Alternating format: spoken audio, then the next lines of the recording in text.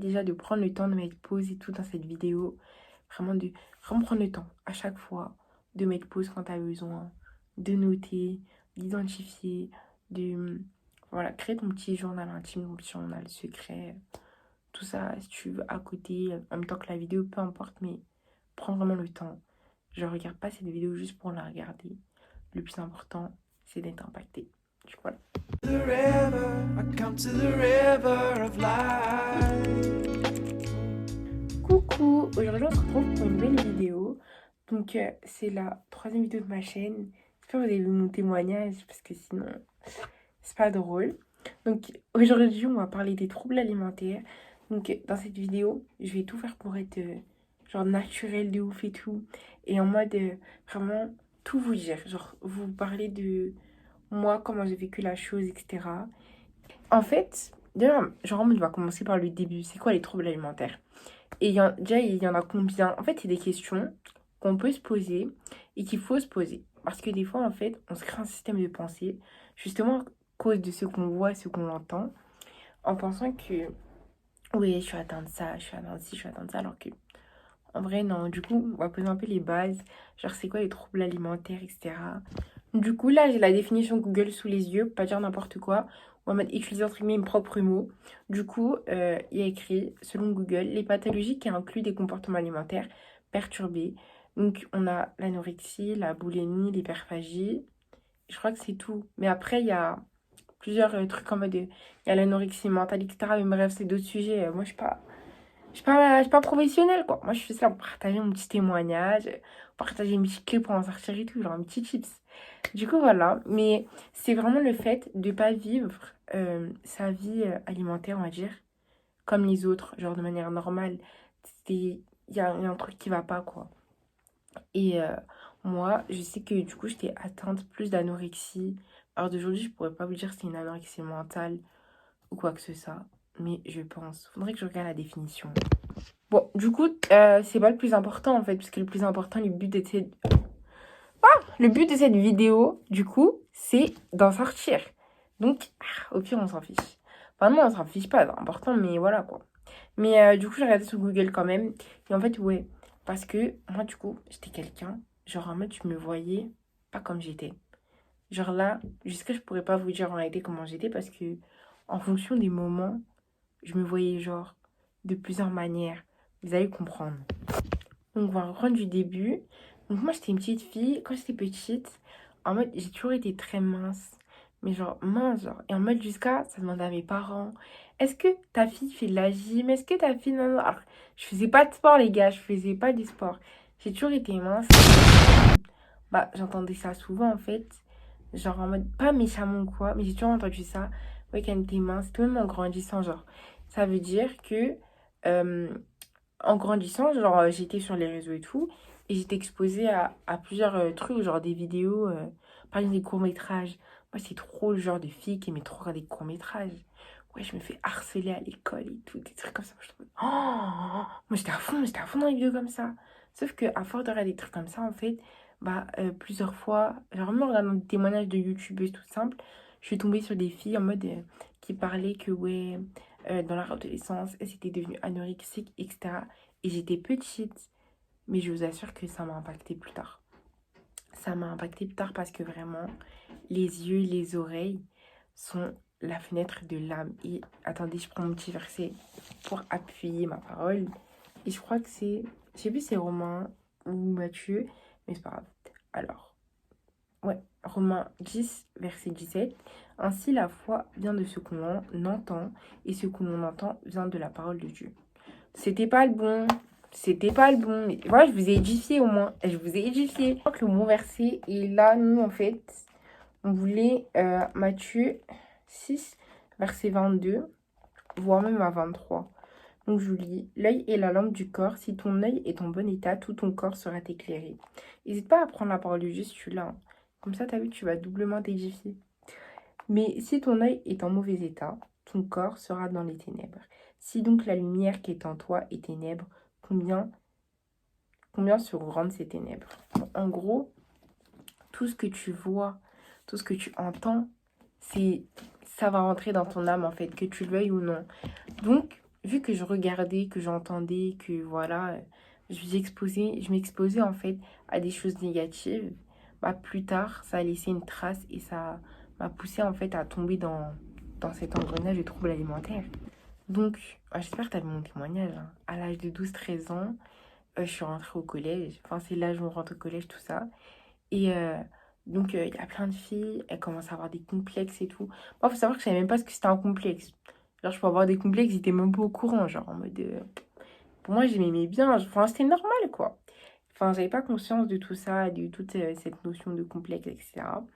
Donc, genre, il y avait plein de filles, genre mes copines, hein, elles étaient en mode, waouh, mais t'es super belle, je sais pas quoi, t'as un corps de, je sais pas quoi, je sais pas quoi. Et moi, je m'ai hyper sexualisée de ouf à cette période-là. Genre, pour l'âge que j'avais, c'était trop, genre, mais qu'est-ce qu'elle fait là, la petite fille, quoi? Tu te demandes, mais qu'est-ce qu'elle fait là, quoi? Qu'est-ce qu'il y avait dans ce monde-là? C'est pas de ton âge, quoi. Moi, je suis trop gênante. Non, mais vraiment, c'était ça, en fait. Et c'était vraiment un gros problème, parce que ça, ça a joué aussi, en fait. Et le fait que, du coup, on me dise tout le temps, ouais, t'es belle, etc. Moi, genre, en plus de ce que je voyais, ce que j'entendais sur les... Je sais qu'en plus de ce que je voyais, ce que j'entendais sur les réseaux, ça créait encore plus un engrenage, un système de pensée dans ma tête. Parce que dans tout ça, moi, je m'hypersexualisais. J'ai découvert ce que c'était les complexes. Et en fait, je m'hypersexualisais parce que j'avais un dégoût de moi-même et tout. C'était à plusieurs situations. Et j'étais en mode, mais Kaliane, genre, tout le monde t'aime, tout le monde est ton corps, etc. Tu peux pas ne pas t'aimer, ou je sais pas. Enfin, j'avais créé un truc de ouf dans ma tête. Et ça, en plus de ce que je voyais, ce que j'entendais sur les réseaux, plus les séances de quand j'étais plus petite, genre, j'avais quoi, 8 10 ans, des trucs comme ça, et ben, j'étais en mode, non, t'as pas le droit de pas t'aimer.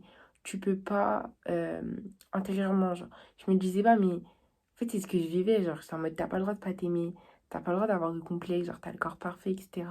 Sauf que moi, genre, je me voyais soit trop mince, parce que, genre, en mode, mes vêtements, du jour au lendemain, il y a des pantalons, en mode, ils allaient trop grands.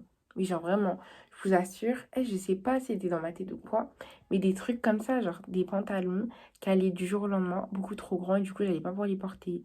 Ou quand j'allais les porter, c'était moche, alors que la veille, bah, ça allait, enfin, il y avait rien qui... Enfin, c'était des trucs comme ça. Ou juste des fois, quand je me regardais physiquement, j'étais en mode, ouais, bon, aujourd'hui, je suis belle, etc. Mais en mode, j'allais me peser et je vais voir que j'allais faire genre 34 kilos pour 1,50 m et j'allais être en mode, mais c'est grave un peu, la canne, tu commences un peu à être en sous-poids. Fais gaffe. Et du coup, bah, j'allais commencer à plus manger. Mais après, j'étais en mode, ouais, mais faut pas que tu dépasses 50 kilos. Alors que, enfin, j'avais créé un engrenage de ouf dans ma tête à cause de tout ce que je voyais, de tout ce que j'entendais. Et parce qu'en fait, j'étais pas stable avec moi-même. Genre, j'étais pas stable dans ma tête. Et ça, c'était à cause vraiment de tout ce que j'avais vu, tout ce que j'avais entendu, tout ce que j'entendais. Enfin, c'était chaud de ouf. Et un jour, genre en mode de... J'ai découvert les troubles alimentaires parce que j'étais dans tout ça, un petit peu dans mon délire, entre guillemets, dans ma phase là. Mais pour moi, ça n'avait pas de nom particulier. Pour moi, j'avais pas de trouble, j'étais pas anorexique, rien du tout. Alors qu'en fait, je faisais là des trucs là, des personnes atteintes de troubles alimentaires. En mode les bails de c'est pas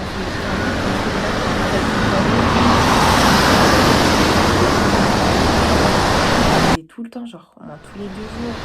Il y avait une application.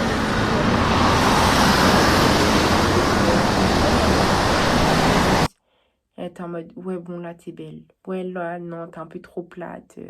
En mode genre comment on dit? Enfin en mode, moi genre je me disais t'as trop la peau sur les os. Genre on voit trop tes os plates. Je sais pas quoi. Enfin des trucs de ouf. Des trucs de ouf. Genre des détails que personne regarde. En mode, je me suis grave du mal à cause de ça. Parce que à côté, j'avais posté des photos sur Insta, etc. Donc en mode, mais waouh, t'es parfaite. Et du coup, moi, j'ai fait grave à travers le regard des gens en me disant, non, mais Kane, on t'a dit que t'étais belle. Donc en vrai, t'es belle, genre, arrête un peu. Sauf que moi, je me voyais pas, genre, comme on me voyait. Et du coup, bah, je continue dans cet engrenage, etc. Et au fur et à mesure, ça continue sur plusieurs autres trucs qui faisaient que j'allais pas bien. Et c'est ça qui a déclenché réellement mes troubles alimentaires. Parce que, moi, je l'ai dit un peu avant, mais ça a commencé vraiment une période où il faisait chaud déjà. Quand il faisait chaud, en fait, j'avais plus trop faim, genre de base. Parce que il fait chaud, genre tu ressens moins le besoin de manger. Et en fait, c'était constant. Et un jour, je me suis dit, sûrement sur base de ce que j'ai vu ou entendu en plus, hein, je me suis dit, vas-y, Kylian, arrête de te forcer à manger si t'as pas faim. Genre, meuf, arrête. Mange pas si t'as pas faim.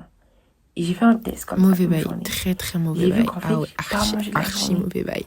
Mais genre, Ah ouais, c'était, j'en non, ressentais pas plus le besoin. non, faites pas ça. Et du coup, bah, je continue un peu à faire ça sur plusieurs jours.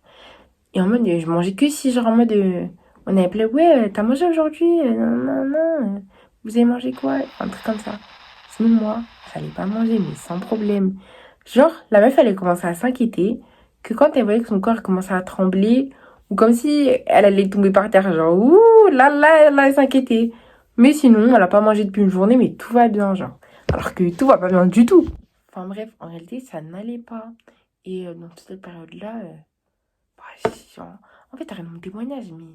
Enfin bref, même ça, en fait, ça fait partie de mon témoignage. Donc voilà, et au fur et à mesure, en fait, bah, je recommençais à manger, parce que on m'a fait comprendre que c'était pas bien, etc. Donc, je mangeais, mais comme je ressentais pas le besoin de manger, en fait, au fur et à mesure, je perdais mon appétit. Genre, vraiment, tout s'est fait crescendo. Genre, au début, je ressentais pas forcément besoin de manger. Après, j'ai perdu mon appétit. Du coup, je mangeais, mais en fait, plus le temps est passé, moins je mangeais. Genre, je mangeais au gramme et tout. Genre, je mangeais en mode parce qu'on me faisait manger. Et ça a été de l'été à l'hiver jusqu'à janvier, etc. Et ça en est arrivé à un point où, à table, ou même seule dans ma chambre, c'est limite, en fait, je faisais des prières à Dieu. J'étais en mode, mais, genre, enfin, je disais pas Seigneur, mais dans mon cœur, vraiment, je crie, mais Seigneur, j'aimerais vraiment ressentir cette envie de manger, la notion de comment j'ai envie de manger, genre en mode, est-ce que j'ai un peu faim, pas beaucoup faim, beaucoup faim, comme ça, même ça, il n'y avait plus, genre. J'allais dire stop, et tu me mettais une cuillère, je disais stop. Alors qu'il n'y avait rien dans mon assiette. J'allais boire un verre d'eau, j'allais vraiment être... genre, c'est bon, moi, j'étais remplie. On était vraiment arrivé à ce point-là. Jusqu'à... En fait, pour vous schématiser, en gros, ce qui se passait dans mon corps, à ce moment-là, vu que je mangeais de moins en moins, mon estomac, il se refermait. Si ton estomac, au début, il est comme ça, et que tu réduis ta quantité de nourriture de manière régulière, il va se devenir comme ça. Puis comme ça, puis comme ça, puis comme ça. Et en fait, à la fin, ton estomac, il sera tout petit. C'est pour ça que des fois, tu vas pas ressentir le besoin de manger, genre. Ou tu vas vite être calé. Alors, parce que ton estomac, il sera refermé. Parce que bah, t'as arrêté de te nourrir, en fait. Et c'était ça, le problème. Je sais que j'arrête pas de dire que c'est un problème, mais parce qu'en fait, genre, c'est pas normal. Peut-être que toi qui regardes la vidéo, t'as vécu ça, tu vis ça, ou je sais pas ce qui se passe, ou ça commence dans la tête, hein. Tout commence dans la tête, tout est un système de pensée. Bah, en fait, refuse ça, genre, n'accepte pas ça. C'est pas normal. Et je dis pas que c'est facile de s'en sortir, mais en tout cas, c'est pas impossible parce que je sais que si moi, en étant pendant presque 1 an et demi dans cette situation-là, j'ai réussi à m'en sortir au point où, à un moment où limite on se demandait si la fille, elle commençait par chuter dans un autre sens, dans le mauvais sens, genre en mode où je commençais à vraiment beaucoup manger, c'est que toi-même tu peux le faire en fait. Toi-même tu peux le faire. Et si j'ai réussi à, genre, ne pas tomber dans cet engrenage où justement tu manges trop, c'est que toi aussi tu peux le faire. Tout est possible. Tout est possible. Du coup, ouais, je vous ai un petit peu expliqué en mode le déroulement, de comment moi ça s'est passé, etc. Comment bah, j'en suis arrivée là. Maintenant, parce que le plus important, c'est d'avoir des solutions. C'est le but de la vidéo. On vient pas juste là pour parler, juste pour parler, quoi. On vient pour parler, entre guillemets, échanger, mais on veut quand même des clés, quoi. Enfin, on est où? Maintenant que tu as l'acceptation, que tu as identifié la cause, que tu as la volonté de t'en sortir, comment on fait? Comment on fait? Le rééquilibrage alimentaire va être notre ami. Dans le sens où tu vas pas y arriver comme ça tout de suite, genre par magie. Faut mettre des choses en place. Si tu as les moyens ou quoi que ce soit, tu peux aller voir un nutritionniste, quelqu'un, voilà. En parler à quelqu'un autour de toi, ou en parler à un professionnel, c'est du coup ce qui va être recommandé. Genre après la phase d'acceptation.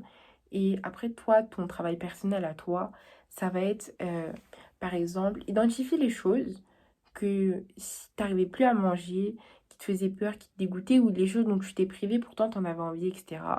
Ou les aliments sur lesquels tu avais un blocage. Et c'est, là on parle à ton entourage, genre de ça, ça va tellement t'aider. Mais en mode, essaye justement, on leur en parlant, ça va t'aider, vous allez comprendre. Quand tu me prends ton meilleur carnet, ton journal intime, tout ce que tu veux, là, ton cahier de notes, tes notes, peu importe. Mais tu me le prends avec un petit stylo, Parce que là, c'est le moment où vraiment on va passer au moment clé. On va avoir des clés pour s'en sortir. On va voir comment je m'en suis sortie. Qu'est-ce qui m'a aidé, ce qui m'a pas aidé, ce qu'il faut plus ou moins faire, ce qu'il faut pas faire. Et surtout, moi, je suis pas une nutritionniste ou quoi que ce soit. Juste une fille chill qui vient en partager en mode ce témoignage qu'elle a vécu, etc. Du coup, fais en fonction de toi, comment tu le sens, tes besoins, etc. Enfin, adapte à toi en fait. Donc, la première phase pour s'en sortir, c'est l'acceptation. C'est comme absolument tout dans ta vie. Il faut que tu acceptes justement d'avoir des troubles en fait pour y arriver. Je te dis pas de t'inventer des troubles. Juste, sois, comment on dit, arrête de te mentir à toi-même en fait. Arrête de te mentir à toi-même et sois sincère avec toi. C'est ça que le mot que je cherchais. Sois sincère avec toi-même en fait. Et accepte que, ok, bah actuellement il y a ci, il y a ça qui va pas. Deuxième chose, dans la phase d'acceptation, identifier les troubles, genre, ou les causes. Identifier les causes en fait. Le pourquoi des comment t'es tombé dans ça. Peu importe ce que c'est, si c'est une relation amoureuse, si c'est, je sais pas moi, une dépendance affective, c'est juste la chaleur, un mode de vie, peu importe ce que c'est, mais identifie la chose et après cherche à mettre des choses en place justement pour t'en sortir. Donc on a identifié la chose. Deuxième chose. La deuxième chose, ça va être le fait de vouloir t'en sortir. Vraiment, et la foi en fait. Et la foi. Et la foi que tu vas y arriver. Et la foi que tu vas t'en sortir. Ne sois pas pessimiste. Vraiment, ne sois pas pessimiste.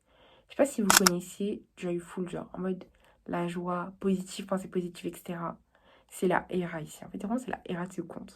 Du coup, nous, enfin, moi, ce que je t'invite à faire, en tout cas, c'est vraiment des pensées comme ça, des pensées positives. Dis-toi que mentalité joyful, en fait. Voilà. Et cette mentalité-là de positive, dis-toi que tu vas y arriver. Parce que si tu penses négatif, tu vas attirer négatif, donc forcément, tu vas pas t'en sortir. Dis pas que tout est tout le temps tout beau, tout rose, que tu vas forcément t'en sortir. Oui, tu vas forcément t'en sortir. Mais peut-être pas du premier coup comme ça. Peut-être que ça va prendre un peu de temps, peu importe le temps que ça prendra.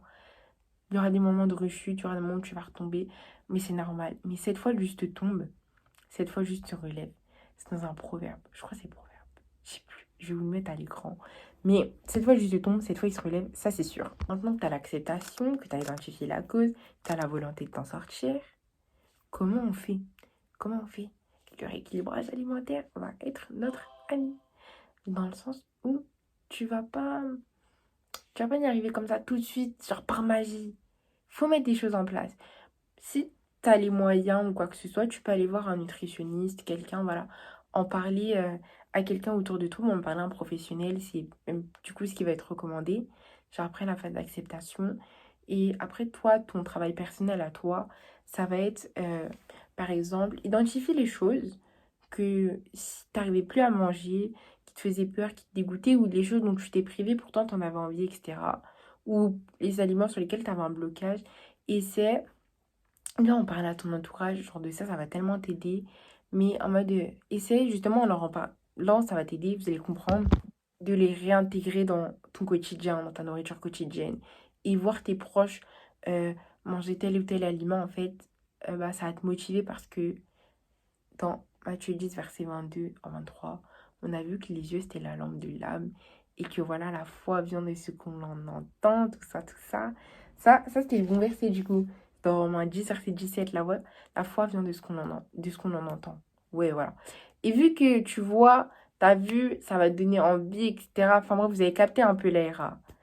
Ouais, on a capté. Donc je disais, inclus tout ce que tu ne mangeais plus auparavant dans ta nourriture quotidienne. Mais regarde des recettes qui vont te donner envie en fait. Vraiment, regarder, entendre des trucs positifs, ça va t'aider. Regarde des recettes qui vont te donner envie. Regarde des vidéos de gens qui font du développement personnel, genre les petits réels Insta. Là. Je mettrai des petits comptes si je les retrouve. Ça va tellement vous aider, tellement vous donner envie en fait. Et pour vous prouver que c'est possible, moi les yaourts, genre ça paraît insignifiant. En mode les yaourts, genre des fois j'avais trop envie d'en manger, genre. En mode yaourt à la pêche. Comment c'est trop bon. Genre j'avais trop envie d'en manger, mais j'avais un blocage. Mon cerveau me disait non, ça tu peux pas manger. Je sais pas pourquoi, genre ça me paraissait lourd ou je sais pas. Alors en fait c'est léger, le truc il est liquide, qu'est-ce que tu me parles de lourd? Je comprends pas, j'ai pas compris. Mais j'arrivais pas à manger quand même. Jusqu'à des fois, ça allait être au self, au collège. J'allais me dire, bon, vas-y, aujourd'hui, je prends un yaourt. Je finissais toujours par le donner à quelqu'un. Jusqu'au jour où, à la maison, en mode, on a racheté des yaourts et tout. Et en mode, bah, je me suis rendu compte que je commençais à en remanger. Et ça m'a vraiment aidé. Il y avait quoi d'autre les bananes. Genre, je sais pas, les bananes, pourquoi, mais genre, c'est un aliment, je fais plus. Genre, rien que le voir, ça me dégoûtait un peu. C'était trop bizarre, mais c'était vraiment spirituel. Et en mode, genre, au fur et à mesure, j'ai commencé à en remanger comme ça en fruits, dans une recette, etc. Et je vous assure que ça, c'est revenu genre normal. Les bananes, c'est trop bon. Vraiment, je vous conseille. En plus, c'est bon pour la santé.